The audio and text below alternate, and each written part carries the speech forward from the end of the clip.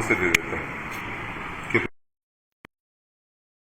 Practically आप पास है इस एग्जाम में, प्रैक्टिकली आप पहले से ही इस एग्जाम में पास हो चुके हैं। बस आपको नंबर अपना बढ़ाने के लिए अच्छा करना है, आपको अपने परसेंटेज को बढ़ाने के लिए इससे सपोर्ट लेना है, ठीक। और दूसरी बात, इसमें कहीं से भी कंप्यूटर प्रोग्रामिंग या कोडिंग वगैरह ये सब है नहीं, पाइथन है लेकिन देखते हैं।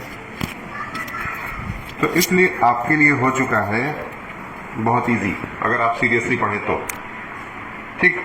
चैप्टर जो है वो है आपका कम्युनिकेशन स्किल। कम्युनिकेशन स्किल में कई चीजें आती हैं। सबसे पहले तो जान लेते हैं कम्युनिकेशन का मतलब क्या है। तो कम्युनिकेशन का मतलब है अपनी बातों को बोल करके पढ़ते हैं ना, भाषा क्या है, तो भाषा में लिखित भाषा भी आता है, मौखिक भाषा भी आता है, सांकेतिक भाषा भी आता है। इसका मतलब है कि हम अपनी बातों को सामने वाले तक पहुंचाने के लिए अनेक प्रकार के मीडियम्स का इस्तेमाल करते हैं। एक बोल करके, दूसरा लिख करके, तीसरा संकेत करके। 3 तरीके हैं। और कोई तरीका आपके हिसाब से? और कोई तरीका? और कोई तरीका नहीं है, ठीक। प्लीज इसको इधर कर दीजिए, ठीक। तो कुछ 2-3 मेथड्स हैं, उसमें हम लोगों को बुक वाइज अगर मैं पढ़ रहा हूँ, रीड कर रहा हूँ, तो पहला लाइन देखिए क्या लिखा हुआ है। एक किताब उधर दे दीजिए, इस किताब से यहाँ आप लोग मैनेज कर लेंगे। यहाँ पे रख दे रहे हैं इसको, ये किताब ले लीजिए। आंटी मिटाने वाला एक डस्टर हमको मिल जाएगा इसमें, यही रख दीजिए, ले लेंगे। पानी यही रख दीजिए, ठीक।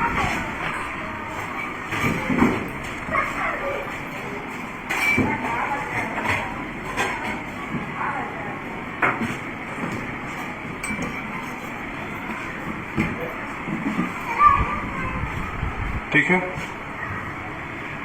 अब देखिए डेफिनेशन अगर लिखेंगे तो पहले लाइन में ही इसने पूरा अच्छे से हाईलाइट करके रख करके छोड़ा है हम लोगों के लिए, और लिखा हुआ है communication is the process which involve sharing of information, opinion, ideas, beliefs between 2 or more person through continuous activity of speaking, listening, understanding. Communication is not only important in our daily life but also plays a significant role in one personal career. Very important. क्या क्या लिखा? जब हम अपने ideas को share करते हैं, opinion को शेयर करते हैं, सोच को शेयर करते हैं, कम्युनिकेशन दिन भर में बहुत बार करते होगे, घर में जाते हो कभी कभी जो है कि पेरेंट्स के साथ भी कम्युनिकेशन करने में थोड़ा सा टेक्निकल माइंड लगाना पड़ता है। ये 1 घंटे के लिए गए थे, 4 घंटा बोल के 4 घंटा घूम के आए, तो अब क्या बोले कि कैसे बचना है। तो यहाँ भी कम्युनिकेशन की जरूरत है। काम करके नहीं लाया है स्कूल में और टीचर से बचना है, वहां भी कम्युनिकेशन की जरूरत है। तो क्या लगता है कि आपकी क्लास में सबसे अच्छा कम्युनिकेशन स्किल इस समय किसका है, जो कि अपनी बातों की हेल्प से अपने बहुत सारे काम कर लेता है? बताएं। पहला सवाल तो यही उठता है कि प्रेजेंट टाइम में आपकी क्लास में सबसे अच्छा कम्युनिकेशन स्किल किस बच्चे का है, जो अपने बातों की मदद से अपने बहुत सारे काम करवा लेता है? कोई है ऐसा बच्चा?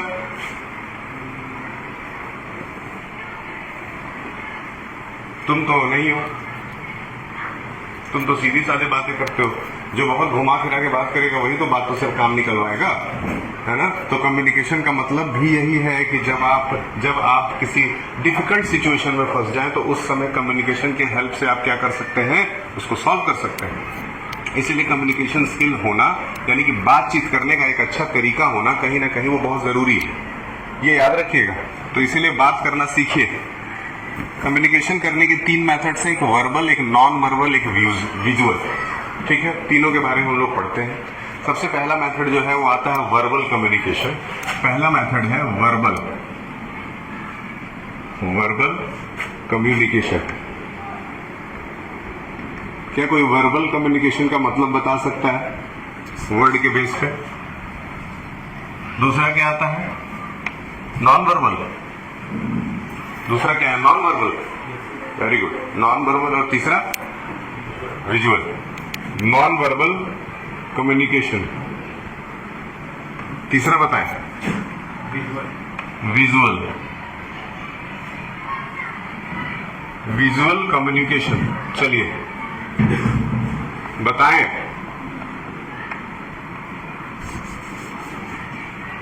1 2 3, ये 3 मेथड्स ऑफ कम्युनिकेशन हम लोग को पढ़ने हैं, वर्बल, नॉन वर्बल और विजुअल। तो विजुअल का मतलब क्या है? विजुअल का मतलब पीछे से देख, पहले विजुअल का मतलब देखते हैं। विजुअल का मतलब जो चीज दिख रहा हो, देख करके हम समझ जाए। जस्ट लाइक कोई बोर्ड लगा हुआ है कहीं पे, तुम कहीं किसी दुकान को खोज रहे थे और उस दुकान का बोर्ड कहीं लगा हुआ था और उसको पढ़े और पता चल गया कि यही दुकान है, ठीक है। तो भैया ये हो गया तुम्हारा विजुअल कम्युनिकेशन, ठीक है। एक होता है वर्बल। वर्बल का मतलब जहां चीजें या तो ओरली बोली जाए या तो लिख करके समझाई जाए। या तो हम बोल करके समझा दिए, ये भी वर्बल का ही पार्ट है, और दूसरा कि हम लिख करके बता दिए, ये भी वर्बल का ही पार्ट है। तो वर्बल वाले में दोनों चीजें आ जाती हैं, एक बोल के समझाना और दूसरा लिख करके समझाना, ठीक है। आगे निकलते हैं। इसके बाद जो है हमारा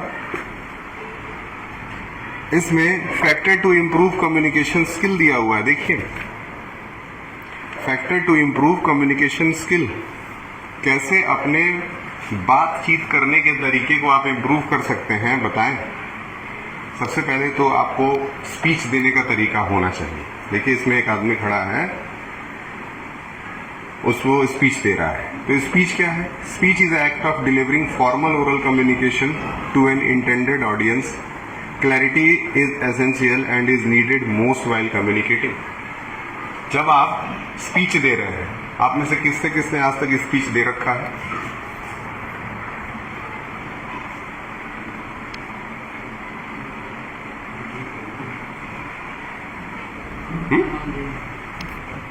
आप स्पीच दे चुके हैं? Very good. क्या बोले थे स्पीच में?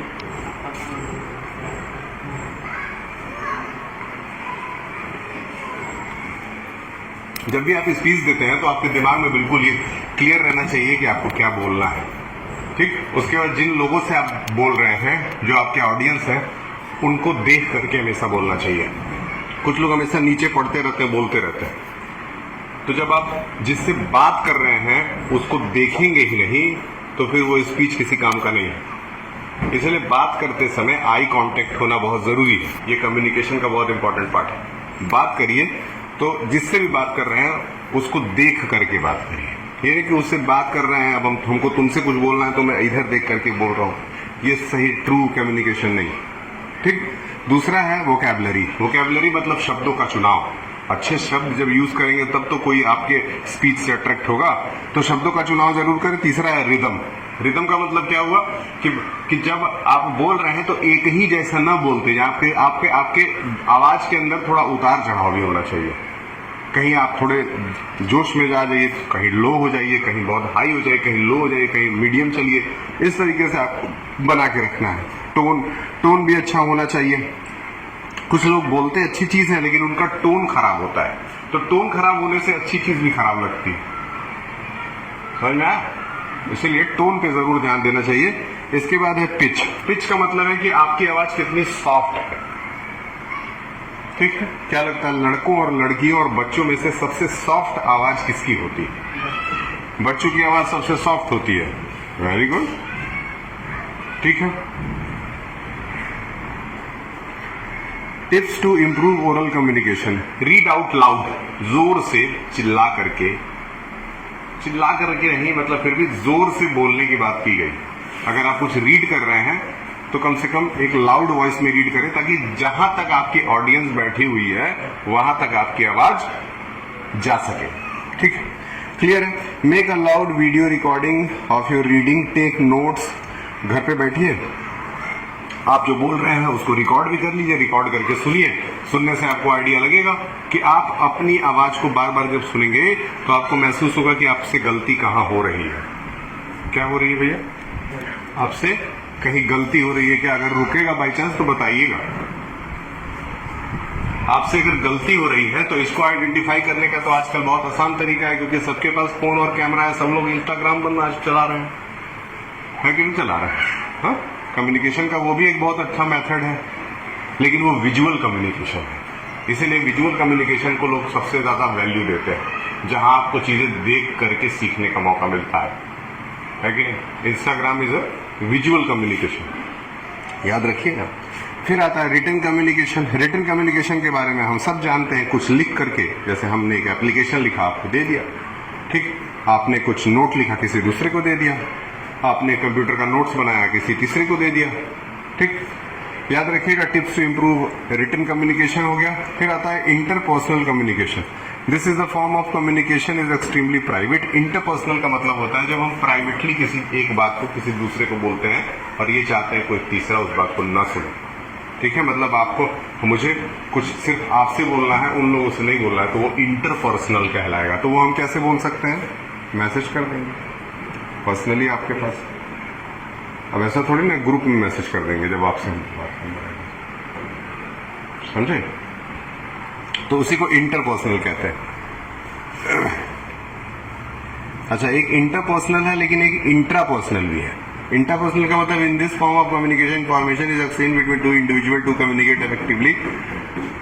The two individual involve interchange their roles and send district. Intrapersonal में क्या है? This is the form of communication extremely private. Extremely private का मतलब क्या हुआ? This is undertaken reflect upon the appreciate something to include silent conversation with ourselves we simultaneously which rolls between the senders and the receivers। ठीक, तो एक interpersonal है और एक इंट्रापर्सनल है। इंट्रापर्सनल में क्या होगा? इतना प्राइवेट होना चाहिए कि किसी तीसरे तक वो बात पहुंचे। लेकिन इंटरपर्सनल में क्या हो सकता है कि जैसे सपोज यहाँ 4 लोग बैठे हैं, हाँ, लेकिन 4 लोगों में से मैंने किसी एक का नाम लेकर के सिर्फ उससे बात किया। जैसे उधर क्या नाम है आपका? संगीता। तो मैंने सिर्फ बोला Sangeeta where is your computer copy. तो ये मेरा जो मैसेज था ये सिर्फ किसके लिए था? संगीता के लिए था। तो ये इंटरपर्सनल हो गया। लेकिन इंट्रापर्सनल क्या हो गया? इंटरपर्सनल ये हो गया कि हम गए इनके कान में धीरे से कुछ बोल के चले, जो कि सिर्फ इन्हीं को सुनाई दिया और किसी को नहीं सुनाई दिया। वो मैसेज सिर्फ और सिर्फ आपके लिए था। समझ में आ रहा है? आगे बढ़ते हैं। फिर है function of verbal communication, helps to maintain relationship. अगर अच्छे रिश्ते बनाने हैं तो बातचीत करना शुरू कर दीजिए। ठीक, अगला है तुम्हारा help to organise complex ideas. Complex ideas का मतलब क्या? बहुत कठिन चीज को भी आसान शब्दों में आप कम्युनिकेशन के हेल्प से समझा सकते हैं, कठिन चीजों को। ठीक, फिर है आपका help to define reality. Define reality का मतलब क्या है? वास्तविकता को समझाने के लिए हमेशा भाषा का इस्तेमाल किया जाता है। Help us to think. Think का मतलब सोचना। कम्युनिकेट करेंगे, सोचेंगे। बिना सोचे आदमी बोल नहीं सकता है, बिना सोचे आदमी लिख नहीं सकता है। बिना सोचे तो लिखना इम्पॉसिबल है। बिना सोचे कभी कभार लोग बोल भी देते हैं, लेकिन बिना सोचे आप लिख नहीं सकते। इसीलिए लिखना जो है वो पढ़ाई का एक बहुत अच्छा तरीका है। इसलिए कहा जाता है लिख लिख करके याद करो। तो लिख लिख करके याद करो का मतलब यही है कि आप जब ये लिखेंगे ना तो आप सोचेंगे जरूर, और सोचेंगे ना तो दिमाग जरूर काम करेगा, और दिमाग काम करेगा तो आपके दिमाग की एक्सरसाइज होगी। जस्ट लाइक कि आपको बॉडी बनाने के लिए एक ही मसल को बार बार ट्रेन करना पड़ता है, एक ही मसल को। उसी तरह से ब्रेन को डेवलप करने के लिए इसके मसल्स को बार बार कम्युनिकेट कराना, सिखाना पड़ता है। याद रखिएगा। आइए, अब यहाँ तक तो वर्बल कम्युनिकेशन था, यहाँ से नॉन वर्बल चलता है।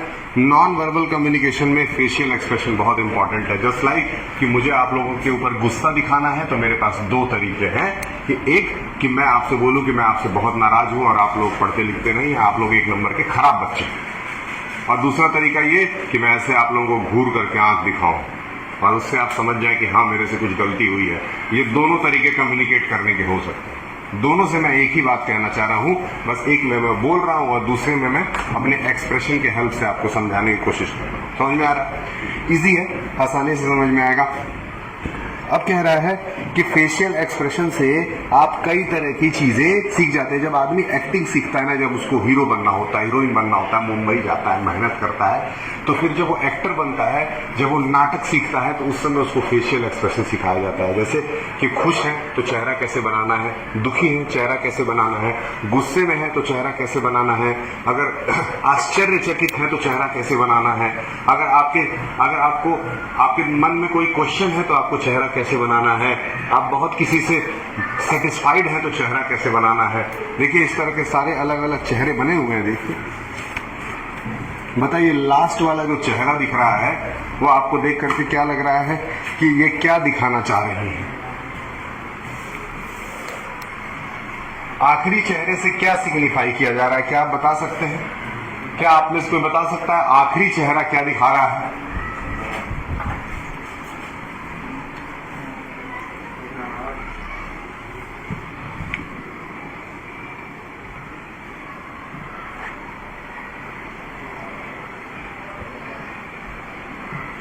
क्या आप में से कोई बता सकता है आखिरी चेहरा क्या दिखा रहा है? वो आंख बंद कर करके गुस्सा दिखा रही है लास्ट में। तो ये तुमको पता नहीं समझ में आ रहा है नहीं आ रहा है, तुम पता है कौन से चेहरे को देख रहे हो भैया उसमें? सबसे आखिरी चेहरा, हाँ उदास है कि सो रही है, रिलैक्स है? चलो उसके पहले पहला वाला चेहरा बताएं।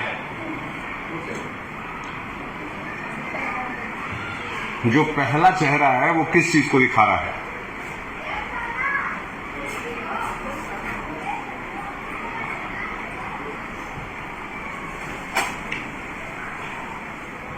क्या लगता है? सोच रही है, बहुत खुश है। ठीक, 1 मिनट।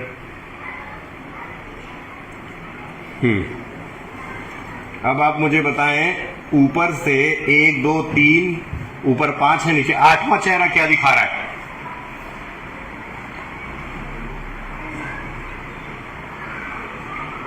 वो तो 8वां चेहरा बहुत आश्चर्यचकित करने वाला चेहरा लग रहा है मुझे। वो क्या दिखाना चाह रही है वो मुझे भी बहुत कम समझ में आ रहा है, देखते हैं। ओ, ये तो गुस्सा दिखा रही है। मेरी बात समझे ना? अब देखो नीचे ना 4 पुरुषों के फोटो दिए हुए हैं और 4 तरह के एक्सप्रेशंस वो दिखा रहे हैं। पहले एक्सप्रेशन में क्या दिख रहा है? पहले एक्सप्रेशन में वो क्या दिख रहा है? बाय कर रहा है। पहले एक्सप्रेशन में वो बाय कर रहा है, मतलब लोगों को अलविदा कर रहा है। ठीक, चलो पहले वाले में लोगों को अलविदा कर दिया, दूसरे वाले में क्या कर रहा है?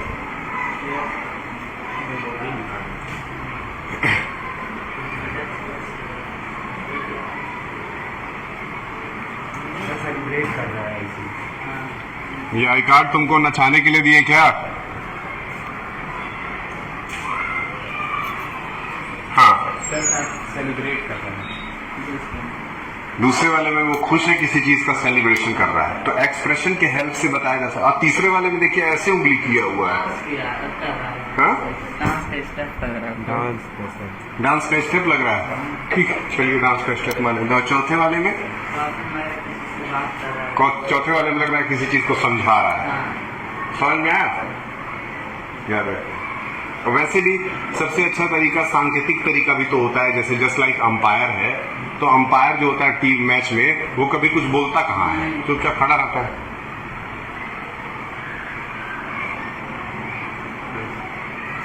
वो भी तो एक कम्युनिकेट करने का तरीका है। सीखिए, हर तरफ जो है वो कहीं ना कहीं ये सारी चीजें हम लोग को सिखाई जाती हैं। अच्छा, function of non verbal communication, पूरे फंक्शंस में एकदम घुस करके लाइन बाय लाइन रीड नहीं करेंगे, लेकिन मतलब समझने की कोशिश करेंगे कि आपको क्या करना है। देखिए, आपको 4-5 चीजें बता दे रहा हूं, कभी भी किसी से बात करिएगा तो ध्यान में रखिएगा। पहला टिप यही है आपको कि maintain eye contact with interviewer. जब भी आपका इंटरव्यू चल रहा हो, या अगर आप इंटरव्यू देने गए हो, या अगर आप इंटरव्यू ले रहे हो, किसी कंपनी के आपको मालिक बना दिया गया हो, आप इंटरव्यू करा रहे हो, तो आप जब भी अपने इंटरव्यूअर या इंटरव्यूवी से बात करें तो हमेशा उसके आई कांटेक्ट बना करके रखें। ठीक, क्या हो रहा है ये? हाँ, क्या?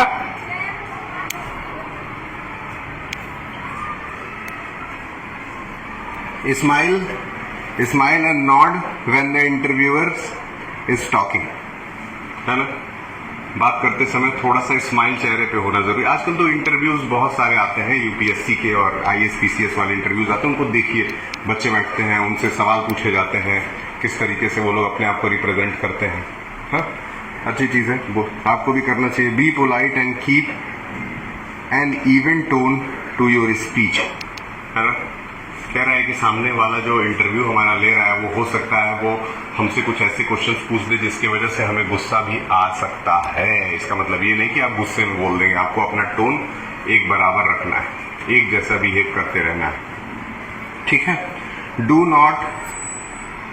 नॉट स्लो व्हेन सिटिंग, है ना, झुक करके नहीं। आप कभी भी देखेंगे दो पॉलिटिकल लीडर्स को मिलते हुए या दो आईएएस ऑफिसर्स को मिलते हुए, दो पुलिस कर्मियों को मिलते हुए, तो इन लोगों को हमेशा इरेक्ट खड़ा हुआ होता देखते हैं हम लोग। जवानों को मिलते हुए देखेंगे, सैनिकों को, तो वो हमेशा सीधा खड़ा रहता है। तो सीधा खड़ा रहना आप कॉन्फिडेंस और अपने डिसिप्लिन को दिखाता है, समझ में आया? ठीक है, आगे बढ़ते हैं। Relax and lean towards the interviewer. ठीक, उसके बाद से कह रहा है कि जो इंटरव्यूअर है उसके सामने एक रिलैक्स पोज में रहे, रिलैक्स रहे, मतलब आपके चेहरे पे घबराहट नजर आएगा तब तो वो आपकी कमी का फायदा उठा सकता है, इसीलिए रिलैक्स रहे। Be attentive to whatever the interviewer is saying और आस्किंग। बी अटेंटिव मतलब ये नहीं कि एक बार क्वेश्चन उसने पूछा, आपने बोला सर एक बार और रिपीट करिए क्या पूछे थे, ये नहीं करना है। एक बार में सुनिए, क्योंकि वो मालिक है ना भैया, आप नौकरी खोजने गए हैं ना, तो उसकी बात सुनिए, नहीं तो निकाल देगा, नहीं मिलेगा काम, कोई बात नहीं। Do not interrupt your interview. Interrupt मत करिए, वो कुछ बोल रहा था तो बीच में उसकी बात काट दी, ये नहीं करना, इंटरप्ट कभी नहीं करना। Rest N arm on a chair. ठीक है, जिस चेयर पे आप बैठे हैं हाथ दोनों तरफ रखिए, ऐसे आप हाथ रख सकते हैं। ठीक है, ये वाला जब आप हाथ ऐसे रखते हैं तो वो रिस्पेक्ट को दिखाता है, जब हाथ आप ऐसे रखते हैं तो रिस्पेक्ट को दिखाता है, जब हाथ आप ऐसे रखते हैं तो कॉन्फिडेंस को दिखाता है। समझ में आया? ये दिखाता है कि आप बहुत कॉन्फिडेंट हैं। समझ में आया कि नहीं? हाँ, तो कई तरीके के पोजेस होते हैं, जैसे कुछ लोग जब बैठते हैं चेयर के ऊपर तो एक पैर के ऊपर दूसरा पैर रख करके बैठते हैं, ये आपके कॉन्फिडेंस को दिखाता है। तो जब भी आप अपने से सीनियर के सामने बैठते हैं, तो पैर के ऊपर पैर कभी ना रख करके बैठे। सीनियर के सामने कभी भी पैर के ऊपर पैर नहीं रखा जाता है, ठीक है? तो उसके सामने जब भी आप बैठे तो दोनों पैर सीधा, ठीक है? जब भी लड़कों को ही अगर वो वुमेन्स के सामने बैठे, तो कभी भी ऐसे ये पोज में नहीं बैठना चाहिए, सीधा बैठना चाहिए। सीधा बैठना जो है वो रिस्पेक्ट को दिखाता है। हल्का सा लीन हो सकते हैं, लीन हल्का सा मतलब क्या, थोड़ा सा पैर ऐसे सीधा टेढ़ा कर लिए और फिर बैठ गए। तो बैठने के तरीके में भी आप बहुत कुछ पाएंगे कि छुपा हुआ है, समझ में आया? ठीक है, फिर उसके बाद से बहुत सारे ऐसे तरीके हैं जो मतलब ऑफिशियल यूज में आपके बहुत काम आते हैं। तो हमेशा रिस्पेक्ट वाले पोज में बैठना चाहिए, अच्छे से बातचीत करना चाहिए, सामने वाले की बात सुननी चाहिए, उसको इंटरप्ट नहीं करना चाहिए, एक टोन बना के रखना चाहिए। ये सारी चीजें आप जितना जल्दी सीख जाएंगे वो आपके लिए बहुत फायदा है। ठीक है, मेरा एक स्टूडेंट प्रांजल नाम का है, क्लास 12 पास हो गया वो, उसको मैं 4th से क्लास 12 तक पढ़ाया। वो पढ़ाई में एकदम जीरो, उसको कोई इंटरेस्ट नहीं था पढ़ाई में, लेकिन वो बात बड़ा अच्छा करता था, वो रिस्पेक्ट बहुत ज़्यादा अच्छा देता था मुझे। तो इसीलिए जब भी आज मेरे अच्छे स्टूडेंट्स लोगों की मैं बात करता हूँ तो उसमें प्रांजल का नाम मैं जरूर लेता हूँ। वो पढ़ाई में जीरो था, एकदम जीरो, किसी तरह से बस पास हो जाता था, लेकिन कहीं भी मिलेगा 10 लोगों के सामने तो बहुत अच्छे से बात करेगा, रिस्पेक्ट देगा, मेरी वैल्यू बढ़ाएगा, 10 लोगों से बाहर जाके मेरी तारीफ करेगा। उसका कम्युनिकेशन स्किल इतना अच्छा था कि वो आज अच्छा कर रहा है, सक्सेसफुल।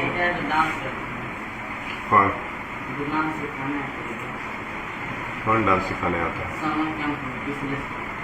नहीं है, वो नहीं है प्रांजल, वो अपना डांस ऑन सिखाया, उससे क्या मतलब है? वो मेरे एक स्टूडेंट है, और बहुत से ऐसे स्टूडेंट जो पढ़ाई में बहुत अच्छे हैं, वो कभी बाहर मेरे से मिलते हैं तो हमको नमस्ते भी नहीं करते। प्रांजल मिलता है तो वो अपनी गाड़ी रोक करके आके नमस्ते करता है। अगर वो 4 व्हीलर से जा रहा है तो शायद 4 व्हीलर भी रोक करके आके कर देता है। सोच लीजिए, मेरी बात समझ में आ रही है? तो कम्युनिकेट करिए लोगों से, बातचीत करना सीखिए, अपना काम निकलवाना सीखिए। यही इस चैप्टर का पर्पस है कि आप अपने बातचीत से कैसे अपना काम करा लेते हैं। ये शहर है ना, ये शहर है, यहाँ 60-70 लाख लोग रहते हैं। यहाँ जो बहुत अच्छा बोलता है, जो बहुत अच्छा अपना काम निकलवाता है, उसका कोई काम कभी रुकेगा नहीं। समझ रहे हो? कल होकर के कुछ भी कराना रहे गाड़ी खरीदनी रहे, बड़ा घर बनवाना रहे, व्यवहार रखोगे बातचीत पे सब हो जाएगा, सब बातचीत पे हो जाएगा, धीरे धीरे पैसा दिला जाएगा बाद में, लेकिन काम नहीं रुकेगा। अगर व्यवहार अच्छा बनाए हो, आज की डेट में कुछ भी अचीव कर सकते हो। सोच लो, तुम्हारे शहर में 70 लाख लोग रहते हैं, उसमें से कम 7,000 लोगों के साथ तो व्यवहार बनाओ, तो तुम लोग अपने में ही लड़ते हैं, दूसरे से व्यवहार बनाओ तुम लोग।